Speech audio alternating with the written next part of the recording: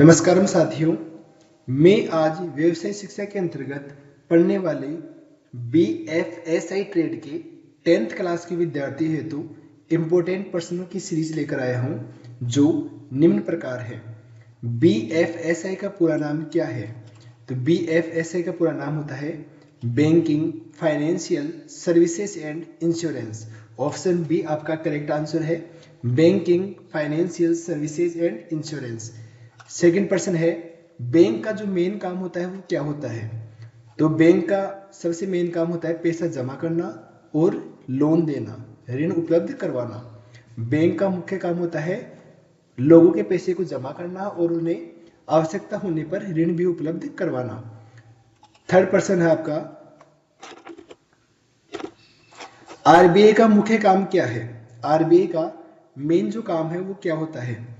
तो RBI का important काम होता है देश की मुद्रा को नियंत्रित करना, देश की मुद्रा को नियंत्रित कर पाना RBI का मेन काम है। इसके अलावा तीसरा पर्सन, कौन सा बीमा अस्पताल खर्च को कवर करता है?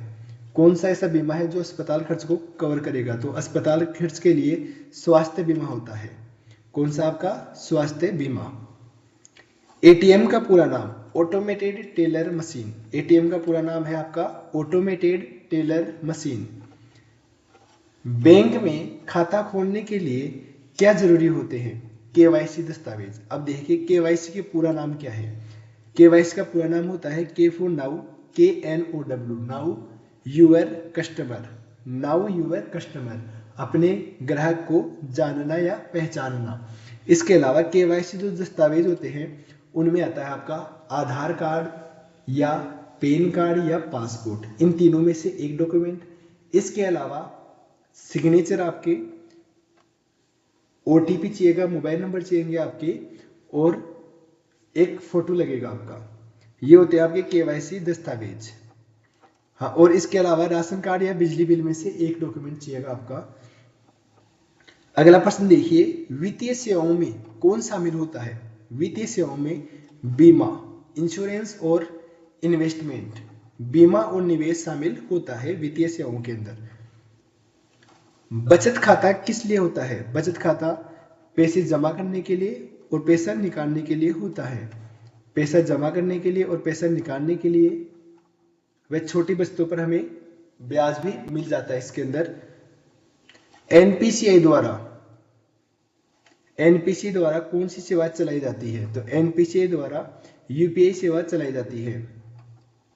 बीमा का मतलब क्या होता है? बीमा का मतलब होता है नुकसान की भरपाई करना। बीमा का मतलब क्या होता है? नुकसान की भरपाई करना। और शेयर बाजार का उपयोग किसके लिए किया जाता है? तो शेयर बाजार का उपयोग शेयर खरीदने और बेचने के लिए किया जाता है। शेयर खरीदने और बेचने के लिए शेयर बाजार का उपयोग करते हैं। अगला क्वेश्चन है, डिजिटल भुगतान का कौन सा माध्यम तुरंत भुगतान करता है? डिजिटल भुगतान का ऐसा कौन सा माध्यम है जो तुरंत सेकंडों में ही भुगतान कर देता है? वो होता है आपका UPI। सबसे फास्ट होता है डिजिटल भुगतान में UPI। पासबुक किससे संबंधित होती है? पासबुक बैंक से संबंधित होती है। जो पासबुक किस काम में आती है? पासबुक बैंक में किए गए लेन देनों को बताती है। या आपसे पूछे बैंक स्टेटमेंट किस काम में आता है, तो उसका भी आंसर यही होगा कि बैंक में जो लेन देन किए गए हैं उनको वह बताता है। तो पासबुक किससे संबंधित होती है? पासबुक बैंक खाते से संबंधित होती है। अगला प्रश्न है, बीमा पॉलिसी में दिया जाने वाला नियमित भुगतान क्या कहलाता है? बीमा पॉलिसी में दिया जाने वाला नियमित भुगतान जो एक्स्ट्रा मनी आता है आपका, उसे हम कहते हैं प्रीमियम। क्या कहते हैं? उसे हम प्रीमियम कहते हैं। बीमा पॉलिसी के अंतर्गत जो भी आपको नियमित भुगतान मिलता है। RTGS का उपयोग किस लिए किया जाता है? RTGS का उपयोग 2 लाख रुपए से ऊपर अमाउंट को किसी दूसरे व्यक्ति तक ट्रांसफर करने के हेतु किया जाता है। 2 लाख से बड़ा जो ट्रांजैक्शन होता है उसके लिए किया जाता है। यानी कि बड़े मूल्य के भुगतान के लिए हम किसका प्रयोग करते हैं? RTGS का प्रयोग करते हैं। फिर अगला प्रश्न है, बैंकिंग में IFSC कोड। IFSC कोड क्या बताता है हमें? जो बैंक शाखा होती है आपकी, उसको उसकी पहचान बताता है। जो ब्रांच है आपकी बैंक की, यानी कि शाखा ब्रांच की पहचानने के लिए, शाखा ब्रांच को, बैंक की जो शाखा होती है उसकी पहचान करने के लिए हमें IFSC कोड मिलता है। तो अगला क्वेश्चन देखिए आप, डिजिटल भुगतान क्या है, इसके 2 उदाहरण लिखिए। हाँ, ये पूरा का पूरा जो अभी आपके सामने जो वीडियो चल रहा है इसमें सेम टू सेम वैसे ही प्रश्न सेट किए गए हैं जो कि आपकी वार्षिक परीक्षा में आते हैं। इस टाइप से आपका पेपर बन के आता है पूरा का पूरा, जो कि 30 नंबर का पेपर होता है आपका, वो सेम टू सेम ऐसे ही आता है आपका। डिजिटल भुगतान क्या है, इसके 2 उदाहरण लिखिए। तो डिजिटल भुगतान इंटरनेट या मोबाइल द्वारा किया गया भुगतान डिजिटल भुगतान कहलाता है। इंटरनेट या मोबाइल के द्वारा जो हम भुगतान करते हैं उसे क्या कहते हैं, डिजिटल भुगतान, जैसे कि UPI, net banking, debit card, phone wallet जैसे कि पेटीएम, फोन पे, गूगल पे इत्यादि। RTGS क्या होता है, RTGS किस प्रकार के लेन देन में इसका उपयोग होता है, तो RTGS होता है real time gross settlement, real time gross settlement. इसका उपयोग बड़े मूल्य 2 लाख से अधिक के जो ट्रांजैक्शन होते हैं उनके लिए किया जाता है। 2 लाख से ऊपर के जो ट्रांजैक्शन होते हैं उनमें RTGS का उपयोग किया जाता है। RTGS की फुल फॉर्म होती है रियल टाइम ग्रोस सेटलमेंट। अगला क्वेश्चन है, इंश्योरेंस क्या होता है, तो इंश्योरेंस बीमा एक वित्तीय सुरक्षा प्रणाली है जो व्यक्ति या वस्तु को दुर्घटना, बीमारी, मृत्यु या नुकसान होने पर आर्थिक सहायता प्रदान करती है।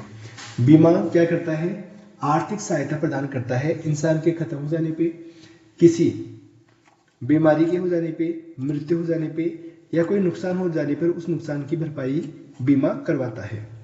फिर देखिए क्रेडिट कार्ड और डेबिट कार्ड में अंतर, डेबिट कार्ड और क्रेडिट कार्ड में अंतर। तो क्रेडिट कार्ड क्या कहता है, आप पहले सामान खरीद लीजिए फिर बाद में भुगतान कर सकते हैं, जबकि डेबिट कार्ड क्या कहता है, खाते में पैसे जमा है तो आप खर्च कीजिए, अन्यथा जमा नहीं है तो आप खर्च नहीं कर सकते, यानी खाते में जितने पैसे हैं उतना ही खर्च किया जा सकता है। ये बात आपको डेबिट कार्ड कहता है। जबकि क्रेडिट कार्ड उल्टा कहता है कि आपके पास पैसे नहीं है तो कोई दिक्कत नहीं है, आप सामान खरीद लीजिए फिर बाद में आप आराम से जमा करा देना। IFSC कोड अभी आया था, IFSC कोड क्या होता है, शाखा की पहचान का बताता है हमें, बैंक की जो शाखा होती है, ब्रांच होती है, उसकी पहचान बताता है कि वह कहाँ का बैंक है। तो IFSC कोड का उपयोग देखिए, IFSC कोड बैंक की किसी भी शाखा की पहचान के लिए उपयोग होता है। ऑनलाइन फंड ट्रांसफर जैसे कि नेफ्ट करते हैं हम, RTGS करते हैं, IMPS करते हैं, उनमें भी उनके लिए यह अति आवश्यक होता है। EMI क्या है, EMI easy monthly instalment, easy monthly instalment. तो EMI का मतलब है इजी मंथली इंस्टॉलमेंट है, किसी लोन को हर महीने बराबर किस्तों में चुकाने को ही हम क्या कहते हैं, EMI कहते हैं। बराबर बराबर किस्तों में डिवाइड करके उन्हें चुकाना हर महीने के महीने क्या कहलाता है, आपका EMI कहलाता है। नॉमिनी किसे कहते हैं, अभी आया तो प्रश्न एवसद के अंदर, किसी बीमा पॉलिसी या बैंक खाते में वह व्यक्ति जिसे खाता धारक की मृत्यु होने पर पैसा मिलेगा उसे क्या कहते हैं, हम नॉमिनी कहते हैं। पासबुक क्या है, लेन देन बताती है पासबुक।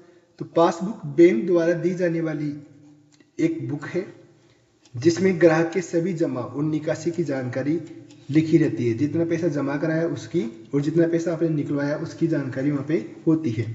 यह खाते का रिकॉर्ड रखने के लिए उपयोग की जाती है। फिर है म्यूचुअल फंड क्या है, तो म्यूचुअल फंड कई निवेशकों का पैसा मिलाकर एक फंड बनाता है जिसे विशेषज्ञ विभिन्न शेयर, बॉन्ड आदि में निवेश करते हैं, इससे निवेशकों को लाभ मिल जाता है। म्यूचुअल फंड कई निवेशकों का पैसा मिलाकर एक फंड बनाता है जिसे विशेषज्ञ विभिन्न शेयर, बॉन्ड आदि में निवेश करते हैं, इससे निवेशकों को लाभ होता है। फिर लास्ट प्रश्न है बैंक स्टेटमेंट, जो बैंक पासबुक होती है वही आपका बैंक स्टेटमेंट होता है। तो बैंक स्टेटमेंट बैंक खाते के एक निश्चित अवधि के लिए सभी लेन देनों का विवरण होता है, यह ऑनलाइन डाउनलोड किया जाता है। बस वो आपकी बुक होती है पासबुक और ये काम हो गया आपका ऑनलाइन। आई होप ये वीडियो आपको समझ में आया होगा। ये पूरा का पूरा वीडियो आपका वार्षिक एग्जाम को देख करके बनाया गया है। आपके एग्जाम आ रहे हैं फरवरी के अंदर, तो उसी हिसाब से ये वीडियो सेट किया गया है। जैसा पिछला पेपर आया था सेम टू सेम वही वैसे ही मैंने 25% बनाया इसमें, और एबेसिडर वगैरह जो छोटे प्रश्न आते हैं, बड़े प्रश्न आते हैं, इतना ही उनका लेवल होता है, इससे ज़्यादा नहीं होता। आप चैनल के साथ जुड़े रहे, धन्यवाद।